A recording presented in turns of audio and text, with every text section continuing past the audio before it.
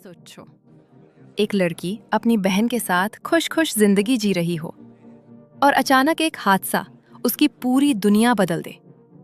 एक ऐसा बच्चा जिसकी जिम्मेदारी कोई नहीं लेना चाहता और दो ऐसे लोग जो एक दूसरे को जानते भी नहीं, उन्हें मिलकर एक परिवार बनाना पड़े। आज हम एक्सप्लेन करेंगे आर यूनिवर्स एपिसोड 1 हिंदी में।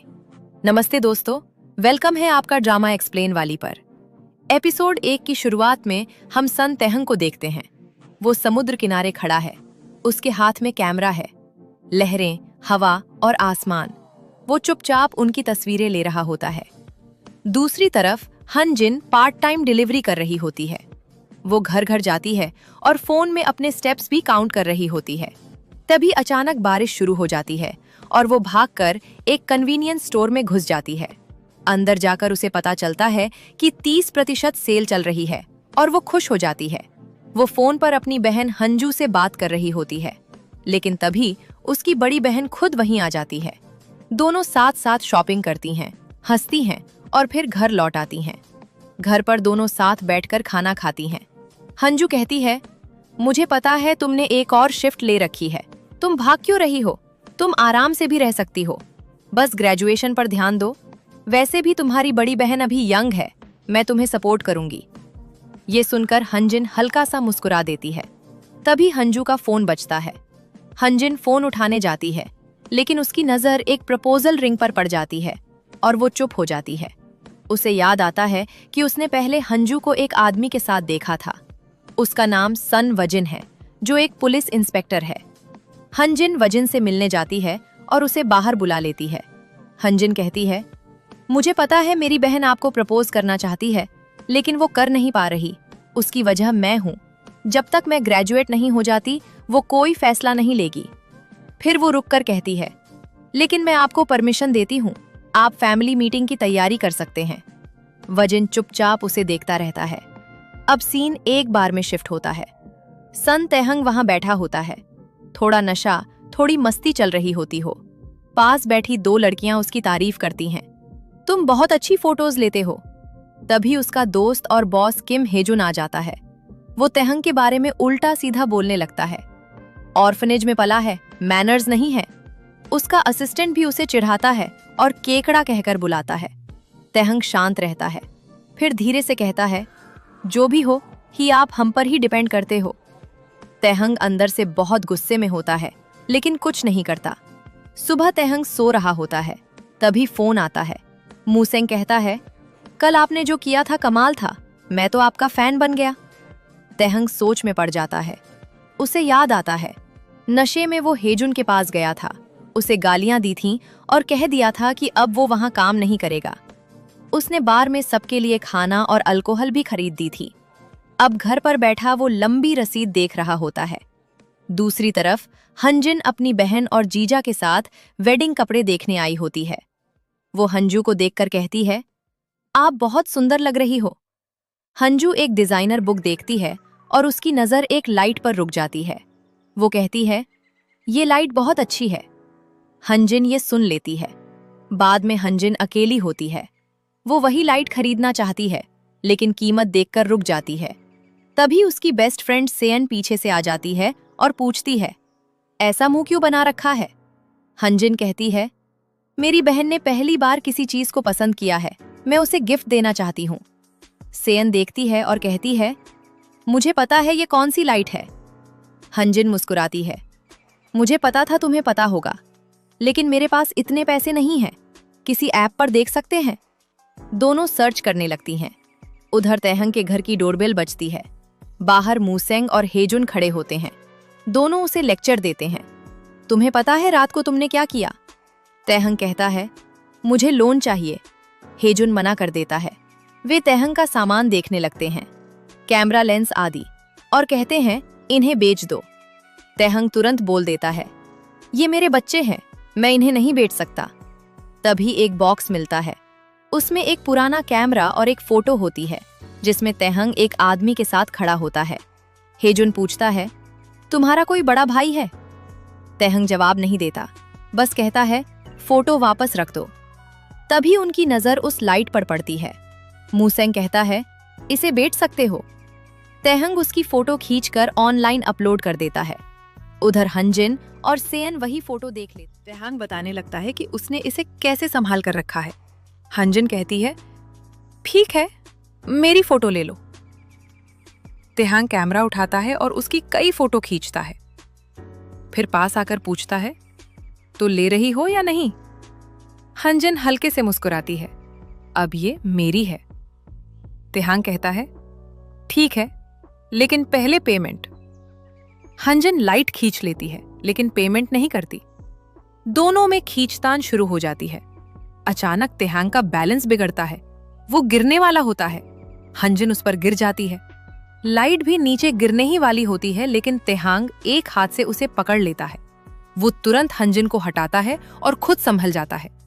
उसे लगता है लाइट सेफ है, लेकिन अंदर से वो टूट चुकी होती है। तभी एक लड़की पास आकर धीरे से कहती है, सब लोग तुम्हें देख रहे हैं, प्लीज यहां से चलो। दोनों बाहर आ जाते हैं और फिर से बहस शुरू हो जाती है। तेहंग ठंडे लहजे में कहता है, अब तुम जा सकती हो, तुम बस एक बुरा सपना हो, मैं तुम्हें ऐसा ही याद रखूंगा। हंजिन जवाब देती है, मैं अपनी बहन को टूटी हुई लाइट नहीं दूंगी। वो वहां से चली जाती है। तेहंग की पॉकेट में फोन बजता है। वो देखता है फोन उसका नहीं है। उसे याद आता है जब वे गिरे थे तब गलती से हंजिन का फोन उसके पास आ गया। घर पहुंचकर वो फोन चार्ज पर लगाता है। तभी फोन रिंग होता है। तेहंग कॉल उठाता है। दूसरी तरफ हंजिन चिल्लाती है, तुम मेरा फोन क्यों ले गए? मैं तुम्हारी रिपोर्ट कर दूंगी। मेरा जीजा पुलिस इंस्पेक्टर है, मुझे मेरा फोन चाहिए। कल हमारी फैमिली मीटिंग है। तेहंग शांत होकर कहता है, ठीक है, यहीं आकर ले जाना। हंजिन झुंझलाकर कहती है, मैं वहां दोबारा नहीं आऊंगी, 3 घंटे लगते हैं वहां जाने में। तेहंग जवाब देता है, तो कल मीटिंग में ले लेना, और कॉल काट देता है। तभी उसकी नजर फोन के वॉलपेपर पर पड़ती है। फोटो में हंजिन, हंजू और सन वजिन होते हैं। तेहंग सन्न रह जाता है। बारिश हो रही होती है। ऑर्फनेज के बाहर वजिन खड़ा है। छोटा तेहंग उसे रोकता है, मत जाओ, लेकिन वजिन पीछे मुड़कर नहीं देखता। प्रेजेंट टाइम में फैमिली मीटिंग चल रही होती है। हंजू गुस्से में कहती है, तुमने ये सब क्यों किया? वजिन जवाब देता है, मैं सबका पेमेंट कर दूंगा। हंजिन बीच में बोलती है, रहने दो, ये मेरी जिम्मेदारी है। वो फोटो लेने जाती है, फिर अचानक रुक जाती है। मेरा फोन मेरे पास नहीं है। वजिन पूछता है, फोन कहाँ है? उसी समय दरवाजा खुलता है और तेहंग अंदर आता है। वो फोन आगे बढ़ा देता है। वो वजिन के पास बैठता है और धीरे से कहता है, कैसे हो? इतने साल हो गए मिले बिना। फिर सबके सामने कह देता है, मैं इसका छोटा भाई हूं। लगता है अब हम समधी बन गए। सब चौंक जाते हैं। तेहंग आराम से खाना खाने लगता है। थोड़ी देर बाद वो वॉशरूम के लिए बाहर आता है। हंजिन उसके पीछे आ जाती है। वो पूछती है, क्या तुम सच में उसके भाई हो? तुमने कहा था कि तुम ऑर्फनेज में पले हो, और आज तुम्हारे भाई ने कहा कि फैमिली की तरफ से कोई आने वाला नहीं था। तेहंग कहता है, ठीक है, लेकिन तुम्हारी वजह से मैं अपने भाई से मिल पाया, इसके लिए थैंक यू। अंदर हंजू वजिन से पूछती है, तुमने पहले अपने भाई का जिक्र किया था, क्या ये वही है? वजिन सिर हिला देता है। तभी तेहंग वापस आ जाता है। हंजू उससे पूछती है, तुम करते क्या हो? तेहंग हल्के से मुस्कुराता है, मैं फोटोग्राफर हूं। हंजू पूछती है, और उम्र? तेहंग हंस देता है, फिर अपने भाई की तरफ देखकर कहता है, आपने इनके सामने मेरे बारे में कुछ नहीं बताया। वजिन खड़ा हो जाता है, चलो बाहर बात करते हैं। तेहंग हंसता है, क्या बात करोगे? इसी बारे में कि तुमने मुझे ऑर्फनेज में छोड़ दिया था? वो सबके सामने कह देता है, ये अच्छा इंसान नहीं है। जब मुसीबत आती है तो अपनी फैमिली छोड़ देता है। इस पर भरोसा मत करना। और जाने लगता है। वजिन उसके पीछे आता है, उसका हाथ पकड़ता है। मैं तुमसे बात करना चाहता हूं। तेहंग हाथ छुड़ाता है, अब बात करने को कुछ नहीं बचा। तुम यहां नई फैमिली बना रहे हो और मैं फोटोग्राफर बना, लेकिन उसकी वजह सिर्फ तुम हो। तुमने मुझे छोड़ दिया था, लेकिन इस बार मैं तुम्हें छोड़ रहा हूं, हमेशा के लिए। वो वहां से चला जाता है। घर पहुंचकर तेहांग एक पुराना बॉक्स खोलता है। अंदर वही कैमरा होता है जो उसके भाई ने उसके लिए खरीदा था। वो कैमरा हाथ में लेता है और फ्लैशबैक शुरू होते हैं। बारिश हो रही है, दोनों साथ खड़े हैं। वजिन कहता है, बारिश रुकते ही वापस आ। हंजन कहती है, मैं वॉशरूम जाकर आती हूँ। वो अपने पुराने कमरे में जाती है। कमरा सजा हुआ होता है, किताबें रखी होती हैं। हंजू भी वहां आ जाती है। हंजन अचानक रो पड़ती है। आप ऐसा क्यों कर रही हो? क्या आपको लगता है मैं अपने दम पर कुछ नहीं कर सकती? मैं आप पर बोझ हूं ना? हंजू घबरा जाती है। तुम ऐसी बातें क्यों कर रही हो? हंजन कहती है, काश मैं अकेली पैदा हुई होती, आप यहां नहीं होती। हंजू कहती है, ऐसा मत कहो, बाद में पछताओगी। हंजन ठंडे लहजे में जवाब देती है, मुझे पछतावा नहीं होगा, मैं यहां दोबारा कभी नहीं आऊंगी। और वहां से चली जाती है। हंजू अपने पति वजिन को कॉल करती है। वजिन कहता है, कोई बात नहीं, वो जल्दी शांत हो जाएगी, तुम दोनों हमेशा ऐसे ही झगड़ती हो। उसी दिन उनकी एनिवर्सरी होती है। ऑफिस में लोग वजिन को बधाई दे रहे होते हैं। तभी फोन पर मैसेज आता है, आपके पिता जेल से रिहा होने वाले हैं। वजिन घबरा जाता है और तुरंत तेहंग को कॉल करने की कोशिश करता है। कार में वजिन और हंजू बैठे होते हैं। हंजू पूछती है, तुम सीरियस लग रहे हो, सब ठीक है? वजिन मना कर देता है। वो फिर पूछती है, क्या ये तेहंग की वजह से है? वजिन कुछ कहने ही वाला होता है, तभी सामने से एक ट्रक आता है और जोरदार एक्सीडेंट हो जाता है। उधर हंजन बीएस फूड में अप्लाई कर देती है और खुश होती है। लेकिन तभी एक कॉल आता है और उसका चेहरा बदल जाता है। उधर तेहंग कंप्यूटर पर नए घर का डिजाइन बना रहा होता है। वो प्रोजेक्ट पूरा करता है और हल्की सी मुस्कान आती है। तभी उसके फोन पर कॉल आता है। उसे उसके भाई के साथ हुए हादसे की खबर मिलती है। बारिश हो रही होती है। हंजन अपनी बहन के पास पहुंचने के लिए भाग रही होती है। रास्ते में वो अपनी बहन के साथ बिताए पल याद करती जाती है। उधर तेहंग भी कहीं जा रहा होता है। उसकी आंखों के सामने सन वजिन के पुराने सीन घूम रहे होते हैं। अगले सीन में सब लोग चुप खड़े होते हैं। हंजन अपनी बहन से कहती है, मैंने उस दिन जो कहा था, आपने कहा था मुझे पछतावा होगा, मुझे सच में पछतावा हो रहा है, प्लीज मुझे माफ कर दो। तभी तेहंग वहां आता है। वो सामने रखी वजिन और हंजू की फोटो देखता है। हंजन भी उसे देख लेती है। उसी वक्त पास वाले कमरे से एक छोटा बच्चा बाहर आता है, करीब 20 महीने का। उसका नाम सन वजू होता है, वजिन का बेटा। वजू पहले रोने लगता है, फिर हंजन की तरफ आता है। फिर उसकी नजर तेहंग पर पड़ती है। वो उंगली से उसकी तरफ इशारा करता है और उसके पास आने लगता है। उसी समय एक आदमी सामान लेकर निकलता है। हंजू को चोट लगने वाली होती है। हंजन उसे बचाने दौड़ती है, लेकिन उसी पल तेहंग वजू को उठा लेता है और गलती से हंजन को धक्का लग जाता है। हंजन गिर जाती है। उसके हाथ में फ्रैक्चर हो जाता है और उसे इलाज के लिए ले जाया जाता है। थोड़ी देर बाद वजिन के कोलीग्स आते हैं और तेहंग से मिलते हैं। वे कहते हैं, आपका भाई बहुत अच्छा इंसान था, वो हमेशा सबका ध्यान रखता था। तेहंग चुपचाप सुनता रहता है। वो कपड़े चुनता है, ताबूत सेलेक्ट करता है। इस बीच वजू बार बार उसे परेशान करता है। तेहंग उसे कैंडी दे देता है। बच्चा कैंडी खाता है, फिर नाक में उंगली डालकर मुंह में डाल लेता है।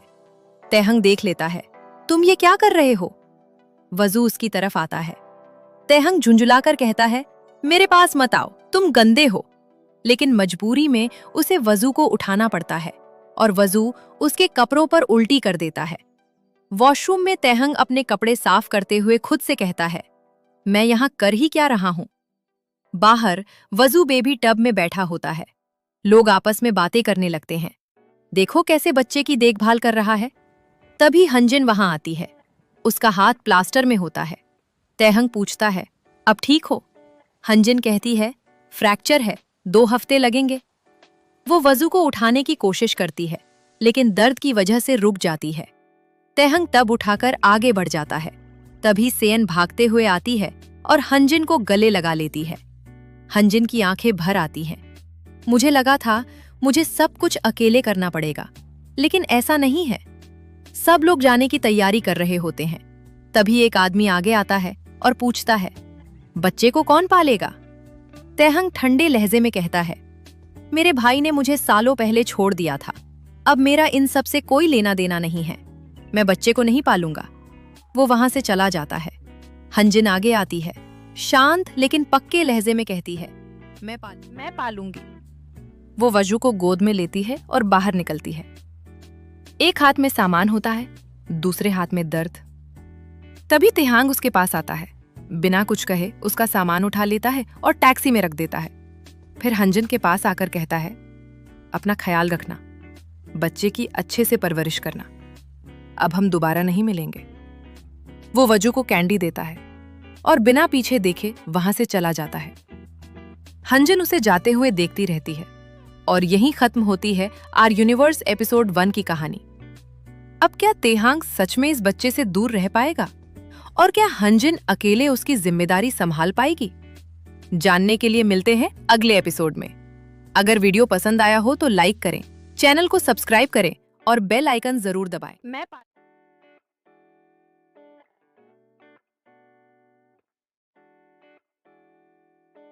इस एपिसोड की शुरुआत वहीं से होती है जहां एपिसोड 1 खत्म हुआ था। थैंग वजू को कैंडी देता है और बिना पीछे देखे चला जाता है। हंजिन सन वजू को लेकर उस घर में आती है जहां पहले उसकी बहन रहा करती थी। वो धीरे धीरे घर के अंदर घूमकर देखने लगती है। सब कुछ बिल्कुल वैसा ही है जैसा पहले था, जैसे समय वही रुक गया हो। वो एक कमरे का दरवाजा खोलती है। कमरा बहुत साफ सुथरा सजा हुआ होता है। ये कमरा असल में उसके लिए तैयार किया गया था। शेल्फ पर बीएस फूड से जुड़ी किताबें रखी होती हैं। ऐसा लगता है जैसे उसकी बहन को पहले से पता था कि उसे इनकी जरूरत पड़ेगी। वहीं एक छोटी सी पर्ची रखी होती है। उस पर लिखा होता है, मुझे माफ कर देना।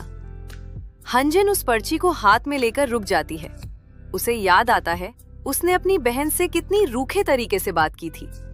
तभी उसके फोन पर मैसेज आता है, बीएस फूड कंपनी में आपकी एप्लीकेशन एक्सेप्ट हो गई है, आप इंटरव्यू के लिए आ सकती हैं। वो खुद से कहती है, अगर ये एप्लीकेशन पहले सबमिट हो जाती तो मैं अपनी बहन से वैसी बातें कभी नहीं करती। उसकी आंखें भर आती हैं और वो वहीं बैठकर रोने लगती है। वजू उसके पास आता है।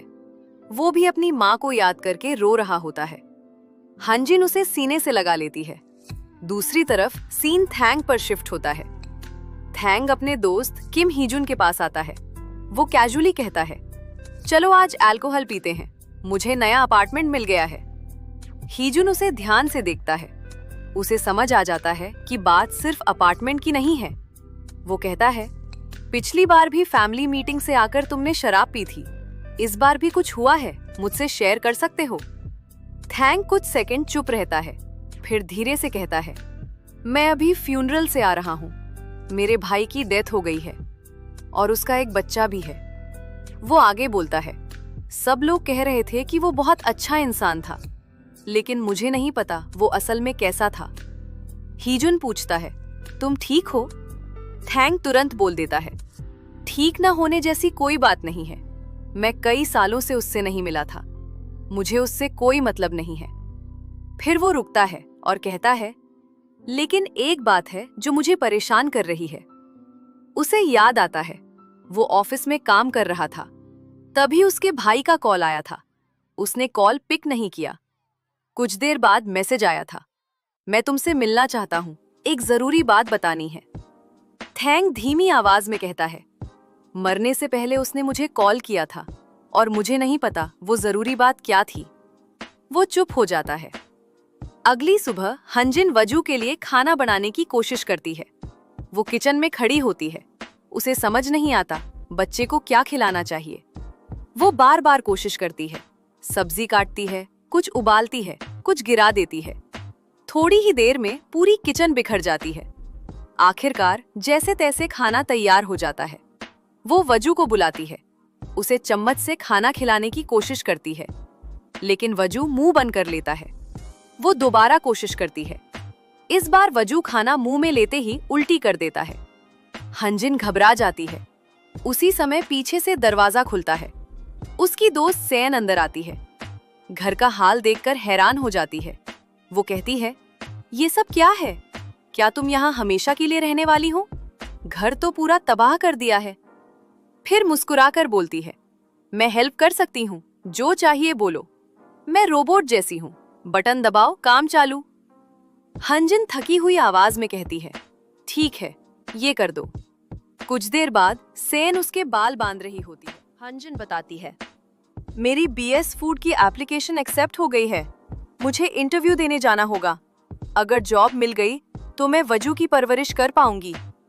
फिर वह चिंता में पूछती है, लेकिन इंटरव्यू के टाइम उसका ख्याल कौन रखेगा? सेन तुरंत बोलती है, चिंता मत करो, मैं देख लूंगी। हंजिन पूछती है, और तुम्हारा काम? सेन हंसकर कहती है, 30 मिनट कैफे में काम, 30 मिनट ब्रेक, कह दूंगी बैंक जा रही हूँ और यहाँ आकर वजू को देख लूंगी। हंजिन हल्की मुस्कान के साथ कहती है, तुम सच में बहुत अच्छी हो। उसी दौरान वजू पानी से खेल रहा होता है और वही पॉटी कर देता है। दोनों कुछ सेकंड उसे देखती रह जाती हैं। अगले सीन में सन तेहांग अपने नए अपार्टमेंट में होता है। वर्कर्स पहले से वहां मौजूद होते हैं। पिछले एपिसोड में उसने जो प्रोजेक्ट तैयार किया था वही इसी अपार्टमेंट से जुड़ा होता है। तेहांग फोन में डिजाइन दिखाते हुए समझा रहा होता है, यहाँ ये चेंज करना है और यहाँ स्ट्रक्चर थोड़ा मॉडिफाई करना होगा। एक वर्कर कहता है, अगर हम फ्लोर की खुदाई करेंगे तो पानी का रिसाव हो सकता है।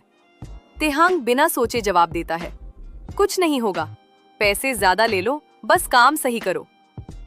दूसरी तरफ सीन बीएस फूड कंपनी में शिफ्ट होता है।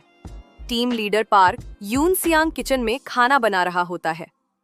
कंपनी के बड़े लोग वहां आए होते हैं और खाना टेस्ट कर रहे होते हैं। सबको खाना बहुत पसंद आता है।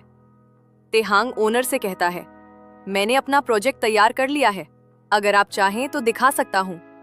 ओनर मुस्कुराकर कहता है, तुम पहले से इतने प्रोजेक्ट संभाल रहे हो, थकते नहीं हो? थोड़ी देर बाद तेहांग अपने ऑफिस में बैठा होता है। वह इंटरव्यू देने आने वाले नए एम्प्लॉइज की लिस्ट देख रहा होता है। अचानक उसकी नजर एक नाम पर रुक जाती है, हंजिन। वह हल्का सा मुस्कुरा देता है। उसे वह पल याद आता है जब दोनों साथ थे और सब कुछ ठीक लग रहा था। इधर हंजिन इंटरव्यू के लिए तैयार हो रही होती है। तभी बैग से सेन का कॉल आता है।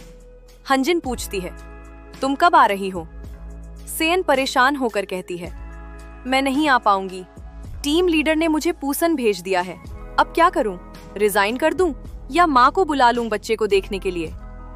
हंजिन कुछ देर सोचती है, फिर कहती है, रहने दो, मैं कुछ मैनेज कर लूंगी।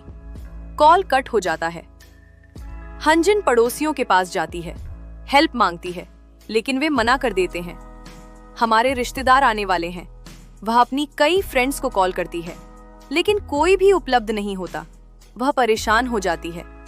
आखिरकार मजबूर होकर वह तेहांग को मैसेज करती है, एक प्रॉब्लम हो गई है, मैं अभी वजू को नहीं संभाल पा रही। वह अपना घर का एड्रेस भी भेज देती है। थोड़ी देर बाद तेहांग वहां पहुंच जाता है। हंजिन जल्दी जल्दी समझाने लगती है, बस 3 घंटे की बात है, मुझे इंटरव्यू देने जाना है, तुम वजू का ध्यान रख लेना। वैसे भी तुम उसके अंकल हो और वो तुम्हें पसंद ही करता है। वजू तेहांग को छेड़ने लगता है। तेहांग थोड़ा पीछे हटता है, मुझसे दूर रहो। हंजिन कहती है, मेरा हाथ भी ठीक नहीं है, तुमने ही चोट पहुंचाई थी, मैं कुछ नहीं कर पाऊंगी। फिर वह बैठकर रोने लगती है, थोड़ा ज्यादा ही ड्रामा करती है। तेहांग उसे देखता है, समझ जाता है। कुछ सेकंड बाद कहता है, ठीक है, लेकिन जल्दी वापस आ जाना। हंजिन तुरंत उठती है, इस घर को अपना ही समझना, और भागकर निकल जाती है। तेहांग घर के अंदर इधर उधर देखने लगता है। दीवार पर अपने भाई की फोटो देखता है। कुछ सेकंड रुक जाता है। उसी समय वर्कर का कॉल आता है, आप कहाँ चले गए? कुछ डॉक्यूमेंट्स चाहिए थे। तेहांग पहले मना करता है, फिर रुककर कहता है, ठीक है, भेज देता हूँ। अब वह वजू को लेकर बाहर निकलता है और उसे अपने घर ले जाता है। उसे समझ नहीं आता बच्चे को कहाँ बैठाए। आखिर एक कुर्सी पर बैठा देता है और कहता है, यही रहना। वह डॉक्टर को कॉल करता है, 20 महीने का बच्चा है, क्या इसे बर्गर खिला सकता हूँ?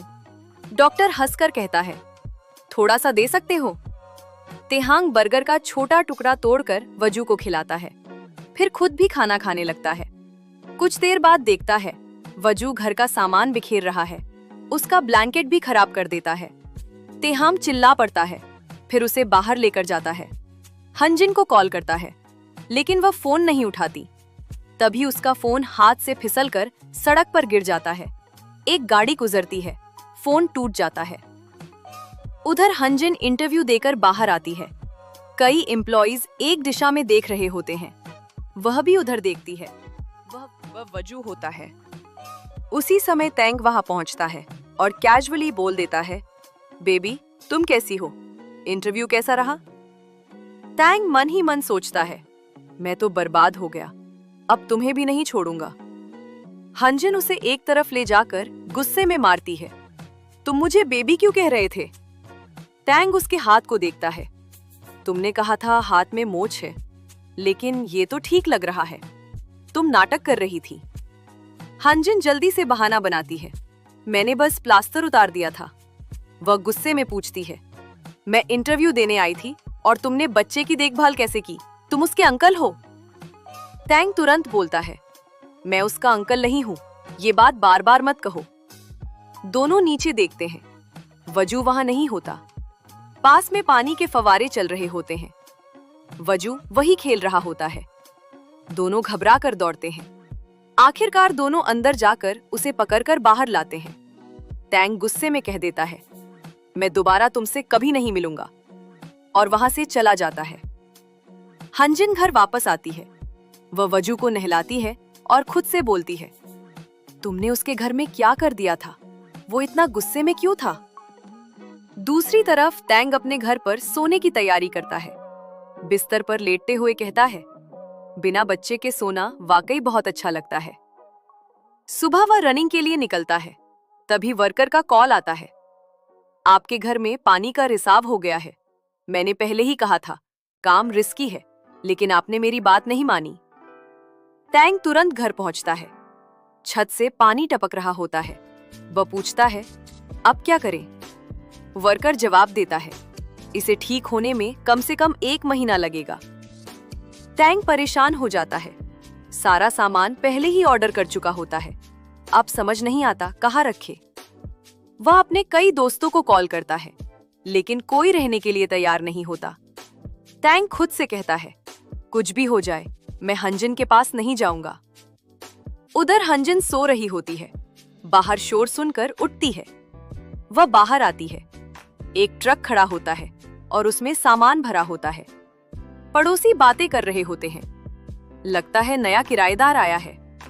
हंजिन पूछती है, ये सामान किस यूनिट में जाएगा?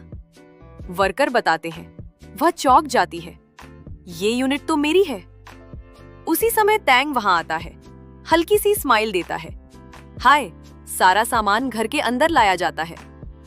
हंजिन पूछती है, ये सब क्या है, तुम यहाँ क्यों आए हो? तैंग शांति से कहता है, क्योंकि मैं वजू का अंकल हूँ और उसकी देखरेख करना चाहता हूँ। वैसे भी तुमने ही कहा था हमारी केमिस्ट्री अच्छी है और वो मुझे पसंद करता है। हंजिन झुंझुलाकर कहती है, मैंने ऐसे ही कह दिया था, तुम यहाँ नहीं रह सकते।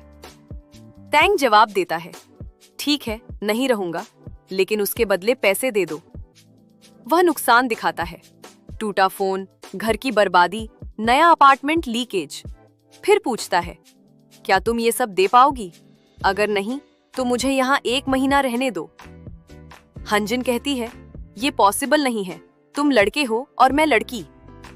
तैंग पूछता है, क्या तुम मुझे एक आदमी की तरह देखती हो?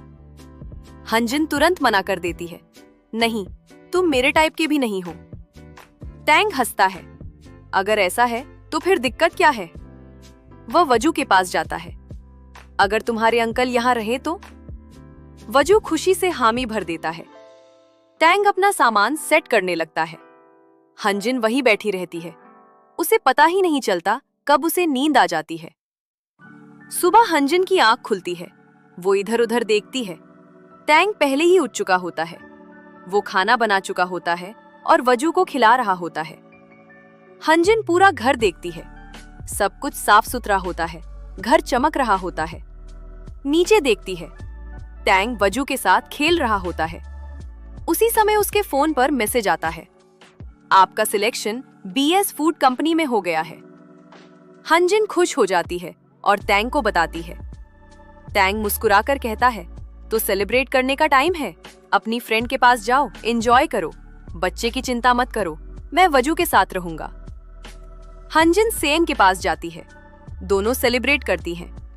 हंजिन बताती है, तैंग मेरे घर रहने लगा है, एक लड़का और लड़की एक साथ कैसे रह सकते हैं? सेन हंसकर कहती है, तो क्या हुआ, ऐसा थोड़ी है कि तुम दोनों साथ सोने वाले हो, इसे एक चांस की तरह देखो, घर के काम 50-50 बांट लो। दूसरी तरफ तैंग अपने दोस्तों के साथ होता है, सब मिलकर वजू को खिला रहे होते। दोस्त उसे समझाते हैं, तुम एक लड़की के साथ रह रहे हो, कुछ गलत भी हो सकता है। तैहांग साफ बोल देता है, ऐसा कभी नहीं होगा। दोस्त पूछते हैं, वो तुम्हें घर से बाहर भी निकाल सकती है। तैहांग कहता है, अब ऐसा नहीं होगा, उसे जॉब मिल गई है और वजू का ख्याल रखने के लिए किसी को तो होना ही चाहिए। इधर हंजिन बेबी सीटर हायर करने के ऑप्शन देख रही होती है, लेकिन पैसे बहुत ज्यादा होते हैं। सैन कहती है, तुम्हें सब कुछ अकेले करने की जरूरत नहीं है, काम 50-50 बांट लो। उधर तैहांग अपने दोस्तों से कहता है, देख लेना, उसका कॉल अभी आएगा। थोड़ी देर बाद सच में हंजिन का कॉल आ जाता है।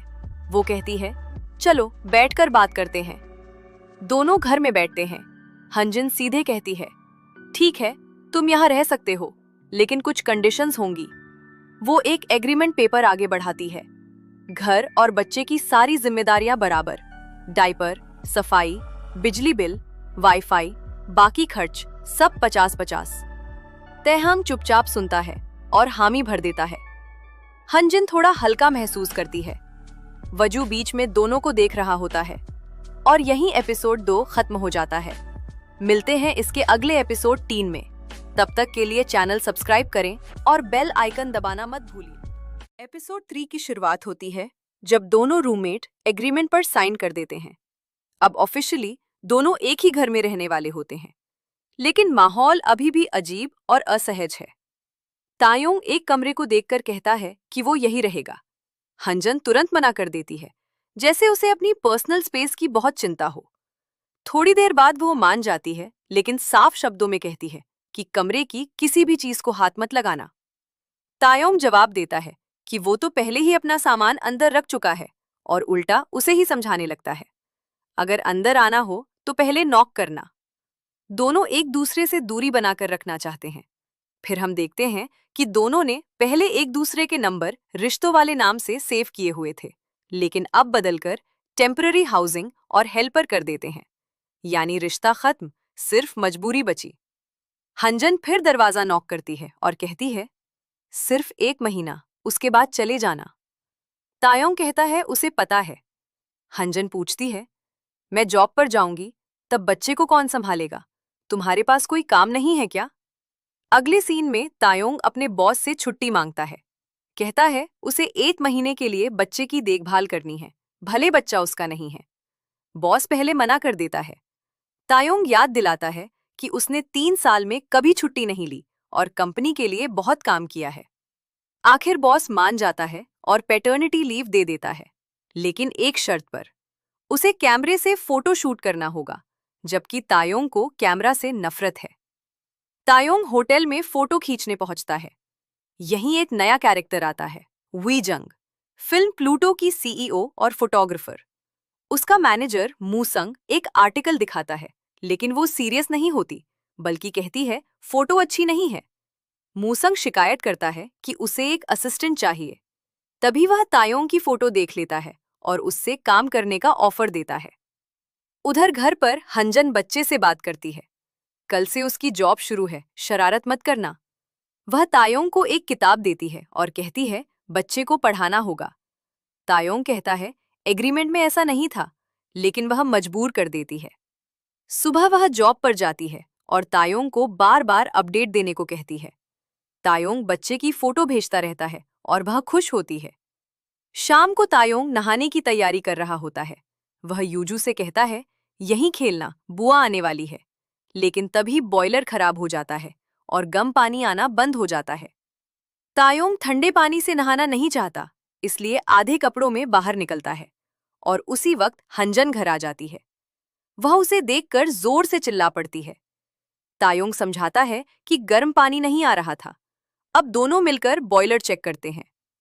तायोंग ठीक करने की कोशिश करता है, लेकिन कुछ नहीं होता। मरम्मत वाले को कॉल किया जाता है। वह बहुत ज्यादा पैसे मांगता है। तायोंग मान जाता है, लेकिन हंजन मना कर देती है। वह कहती है, पहले बच्चे को नहलाना चाहिए था। तायोंग जवाब देता है, ठंडे पानी से बच्चा बीमार पड़ सकता था। इस पर वह चुप हो जाती है। कुछ देर बाद हंजन खुद पानी गर्म करती है और दोनों मिलकर यूजू को नहलाते हैं। बार बार वह कहती है, ठीक से पकड़ो। काफी मेहनत के बाद बच्चा नहा जाता है। तायोंग कहता है, अच्छा काम किया, लेकिन असल में खुद की तारीफ कर रहा होता है। हंजन ताना मारती है, ठीक से पकड़ते तो आधा घंटा बच जाता। तभी यूजू फिर से टब में बैठ जाता है और दोनों घबरा जाते हैं। ऑफिस में हंजन को तायोंग मैसेज करता है, आज पहला दिन है, किसी को पता नहीं चलना चाहिए कि तुमने शावर नहीं लिया। वह जल्दी से खुद को ठीक करती है।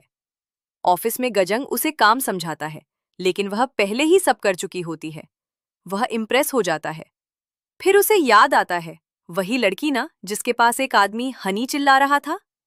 वह वीडियो दिखाता है।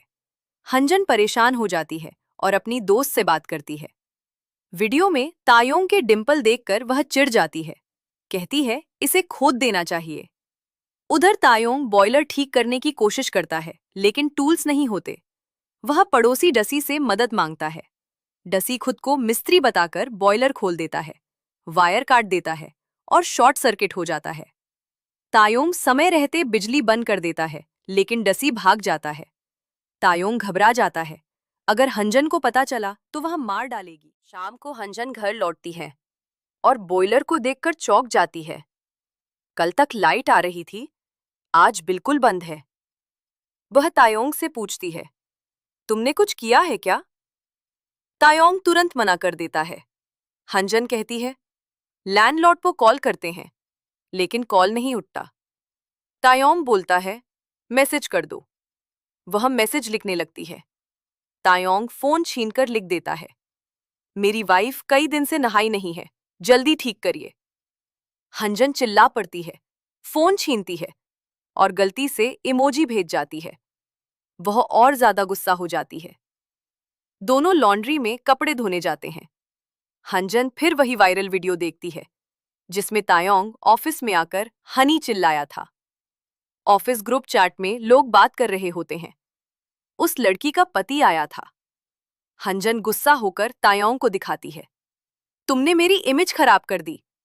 वह बताती है कि आज वो अपने पहले प्यार यून संग से मिली थी और वह उसके सामने अच्छी दिखना चाहती थी। तायोंग पूछता है, कौन सूजी? तुम खुद को उससे तुलना कर रही हो? हंजन चिल्लाने लगती है, मुझे उसके सामने परफेक्ट दिखना है। तायोंग डर जाता है। 3 दिन तक बॉयलर खराब रहता है और हंजन ठंडे पानी से नहाती रहती है। सुबह वह ऑफिस जाने लगती है। तायोंग कहता है, बीमार पड़ जाओगी, लेकिन वह फिर भी चली जाती है। रात को अपने कमरे में वह एक बॉक्स खोलती है। उसमें यून संग के साथ पुरानी तस्वीरें होती हैं। अगले दिन ऑफिस में पता चलता है, यून संग बिजनेस ट्रिप पर जा रहा है। वह खुश हो जाती है, क्योंकि उसे शर्म आ रही थी। लेकिन अगले दिन वह ऑफिस में ही मिल जाता है। वह खुद को छुपाती है। उधर तायोंग कपड़े धोते समय मुंह संग का दिया काट देखता है। उसके दोस्त घर आकर यूजू को संभालते हैं और वह मुंह संग से मिलने चला जाता है। वह कहता है, आज काम करूंगा, लेकिन पैसे ट्रांसफर करना। तायोंग शूटिंग लोकेशन पर पहुंचता है। वहां उइजंग फोटोशूट की तैयारी कर रही होती है। तायोंग कैमरे सेट करता है, लाइट लगाता है, एंगल चेक करता है। उइजंग पूछती है, तुम कौन हो? तायोंग कहता है, पार्ट टाइम काम कर रहा हूं। वह उसे जाने को कहती है, लेकिन तायोंग साफ बोल देता है, मुझे पैसों की जरूरत है, मैं यहीं रहूंगा। एक सेलिब्रिटी के अफेयर की अफवाह फैली होती है। उइजंग स्क्रिप्ट बदलने को कहती है, लेकिन सेलिब्रिटी मना कर देता है। उइजंग कहती है, मुझ पर भरोसा मत करो, कैमरे पर भरोसा करो। वह अलग अलग एंगल से फोटो लेती है। तायोंग लाइट बदल देता है और बताता है कि इससे फोटो बेहतर आएगी। उइजंग पहले नाराज होती है, लेकिन रिजल्ट अच्छा आता है। दूसरी तरफ यून संग ऑफिस में प्रोजेक्ट मीटिंग कर रहा होता है। हंजन भी अपनी राय देती है और सब उसे नोटिस करते हैं। शाम को यून संग उसे घर छोड़ने ऑफर करता है। दोनों कार में चुप बैठे रहते हैं। उसे पुराने खेत वाला दिन याद आता है, जब वह अपने दिल की बात कहने वाला था। लेकिन तब हंजन ने विदेश जाने की बात कहकर रिश्ता खत्म कर दिया था। प्रेजेंट में वह पूछता है, तुम्हें क्या परेशान कर रहा है? हंजन कुछ नहीं बताती। घर पहुंचकर हंजन बिखरा सामान देखती है। तायोंग बताता है कि वह काम से बाहर गया था और दोस्त बच्चे को संभाल रहे थे। हंजन गुस्सा होती है, एग्रीमेंट में ऐसा नहीं था। तायोंग कहता है, आज मैंने कई साल बाद कैमरा पकड़ा। फिर वह नोटिस करता है, तुम बहुत थकी लग रही हो। वह खुद को देखती है, सच में हालत खराब है। तायोंग बताता है, मैंने बॉयलर ठीक करवा दिया। हंजन शावर लेकर बाहर आती है। सबसे पहले सोते हुए यूजू को देखती है। फिर तायोंग के पास बैठ जाती है, जो ड्रिंक पी रहा होता है। तायोंग कहता है, मुझे अल्कोहल चाहिए थी, लेकिन नहीं मिली, इसलिए इससे काम चला रहा हूं। हंजन बोलती है, रुको, मैं लेकर आती हूं। वह सच में अल्कोहल ले आती है और दोनों साथ बैठकर पीते हैं। वह बताती है, आज का दिन बहुत मुश्किल था, लेकिन गर्म पानी से नहाने के बाद अब अच्छा लग रहा है। और बॉयलर ठीक करवाने के लिए उसे थैंक यू कहती है। फिर पैसों की बात करती है। अभी पैसे नहीं हैं, किस्तों में देगी, करीब 5 महीने लगेंगे। तायोंग हंसकर कहता है, मैं यहां सिर्फ 1 महीने के लिए आया हूं, क्या तुम मुझे 5 महीने जेल में रखोगी? हंजन भी कहती है, मैं भी 5 महीने तुम्हारे साथ नहीं रहना चाहती। तायोंग गंभीर होकर कहता है, हमारे बीच एक लाइन है, उसे क्रॉस मत करना। रात को तायोंग सो रहा होता है। फोन की आवाज से उसकी नींद खुलती है। वह करवट बदलता है और अचानक देखता है, उसके पास हंजन सो रही है। पहले उसे लगता है सपना है, फिर दोबारा देखता है। दोनों की आंखें खुलती हैं, एक दूसरे को देखकर जोर से चिल्लाते हैं। और यही एपिसोड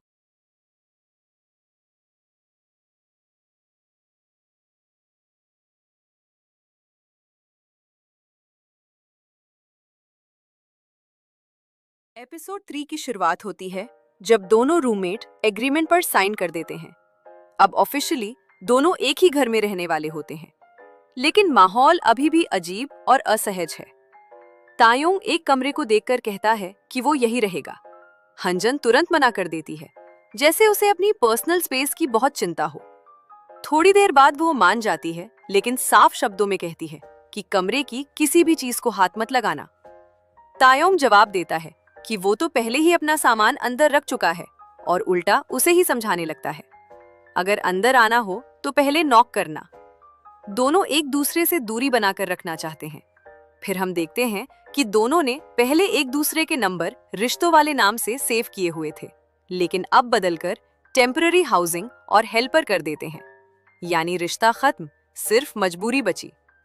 हंजन फिर दरवाजा नॉक करती है और कहती है, सिर्फ 1 महीना, उसके बाद चले जाना। तायोंग कहता है उसे पता है। हंजन पूछती है, मैं जॉब पर जाऊंगी, तब बच्चे को कौन संभालेगा? तुम्हारे पास कोई काम नहीं है क्या? अगले सीन में तायोंग अपने बॉस से छुट्टी मांगता है। कहता है उसे 1 महीने के लिए बच्चे की देखभाल करनी है, भले बच्चा उसका नहीं है। बॉस पहले मना कर देता है। तायोंग याद दिलाता है कि उसने 3 साल में कभी छुट्टी नहीं ली और कंपनी के लिए बहुत काम किया है। आखिर बॉस मान जाता है और पैटर्निटी लीव दे देता है, लेकिन एक शर्त पर, उसे कैमरे से फोटो शूट करना होगा, जबकि तायोंग को कैमरा से नफरत है। तायोंग होटल में फोटो खींचने पहुंचता है। यहीं एक नया कैरेक्टर आता है, वीजंग, फिल्म प्लूटो की सीईओ और फोटोग्राफर। उसका मैनेजर मूसंग एक आर्टिकल दिखाता है, लेकिन वो सीरियस नहीं होती, बल्कि कहती है फोटो अच्छी नहीं है। मूसंग शिकायत करता है कि उसे एक असिस्टेंट चाहिए। तभी वह तायोंग की फोटो देख लेता है और उससे काम करने का ऑफर देता है। उधर घर पर हंजन बच्चे से बात करती है। कल से उसकी जॉब शुरू है, शरारत मत करना। वह तायोंग को एक किताब देती है और कहती है बच्चे को पढ़ाना होगा। तायोंग कहता है एग्रीमेंट में ऐसा नहीं था, लेकिन वह मजबूर कर देती है। सुबह वह जॉब पर जाती है और तायोंग को बार बार अपडेट देने को कहती है।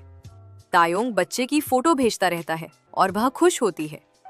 शाम को तायोंग नहाने की तैयारी कर रहा होता है। वह यूजू से कहता है यहीं खेलना, बुआ आने वाली है। लेकिन तभी बॉयलर खराब हो जाता है और गर्म पानी आना बंद हो जाता है। तायोंग ठंडे पानी से नहाना नहीं चाहता, इसलिए आधे कपड़ों में बाहर निकलता है और उसी वक्त हंजन घर आ जाती है। वह उसे देखकर जोर से चिल्ला पड़ती है। तायोंग समझाता है कि गर्म पानी नहीं आ रहा था। अब दोनों मिलकर बॉयलर चेक करते हैं। तायोंग ठीक करने की कोशिश करता है, लेकिन कुछ नहीं होता। मरम्मत वाले को कॉल किया जाता है। वह बहुत ज्यादा पैसे मांगता है। तायोंग मान जाता है, लेकिन हंजन मना कर देती है। वह कहती है पहले बच्चे को नहलाना चाहिए था। तायोंग जवाब देता है ठंडे पानी से बच्चा बीमार पड़ सकता था। इस पर वह चुप हो जाती है। कुछ देर बाद हंजन खुद पानी गर्म करती है और दोनों मिलकर यूजू को नहलाते हैं।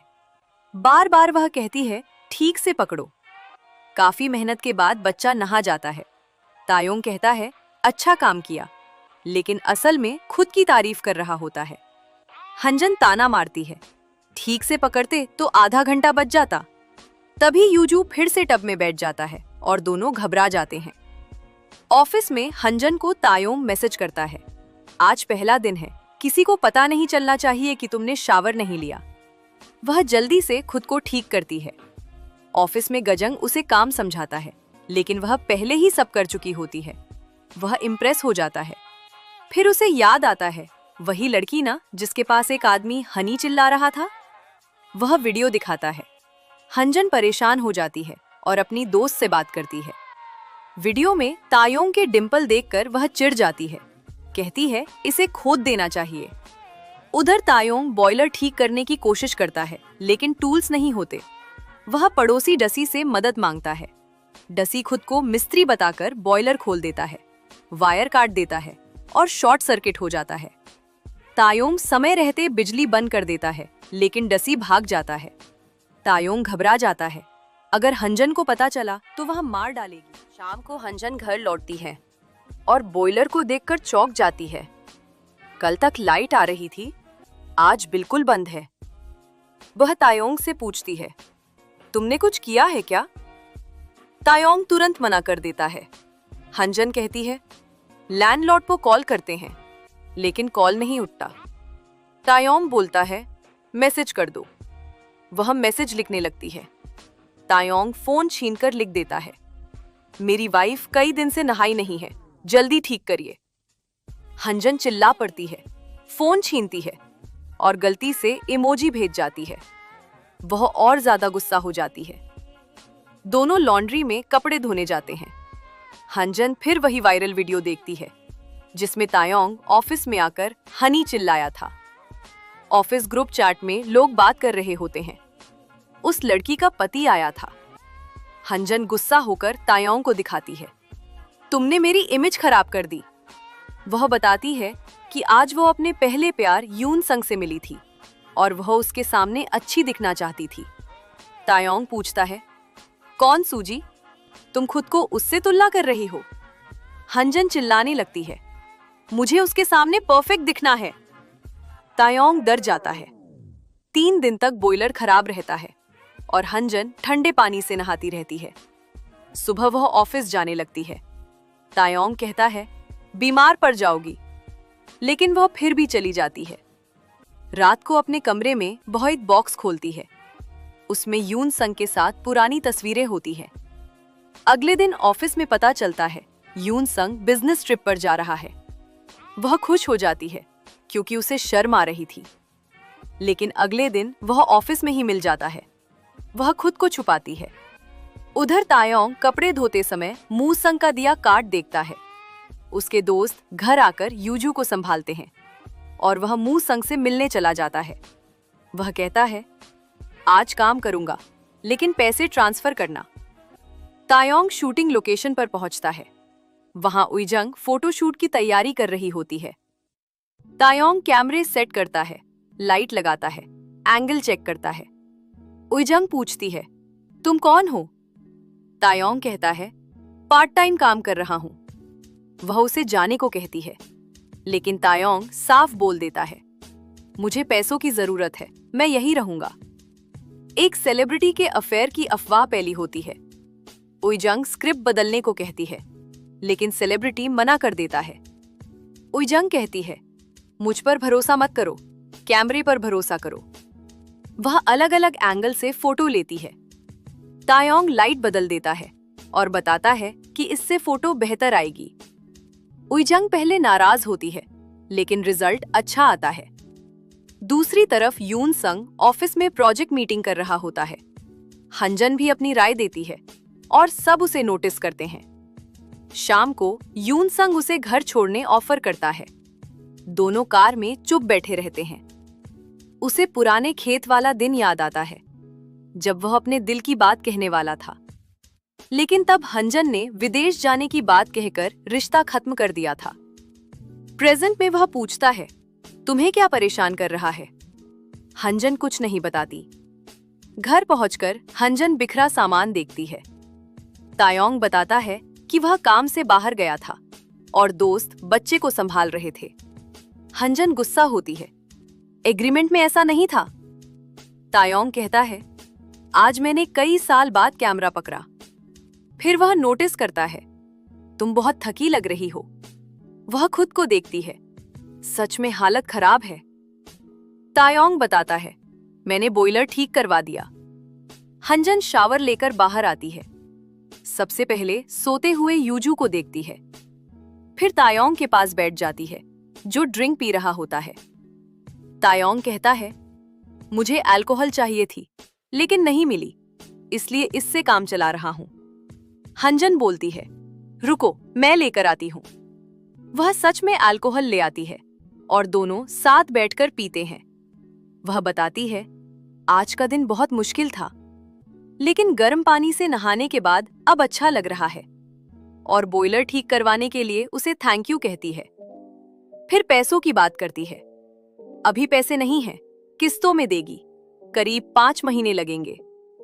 तायोंग हंसकर कहता है, मैं यहाँ सिर्फ 1 महीने के लिए आया हूँ, क्या तुम मुझे 5 महीने जेल में रखोगी? हंजन भी कहती है, मैं भी 5 महीने तुम्हारे साथ नहीं रहना चाहती। तायोंग गंभीर होकर कहता है, हमारे बीच एक लाइन है, उसे क्रॉस मत करना। रात को तायोंग सो रहा होता है। फोन की आवाज से उसकी नींद खुलती है। वह करवट बदलता है और अचानक देखता है, उसके पास हंजन सो रही है। पहले उसे लगता है सपना है, फिर दोबारा देखता है। दोनों की आंखें खुलती हैं, एक दूसरे को देखकर जोर से चिल्लाते हैं। और यही एपिसोड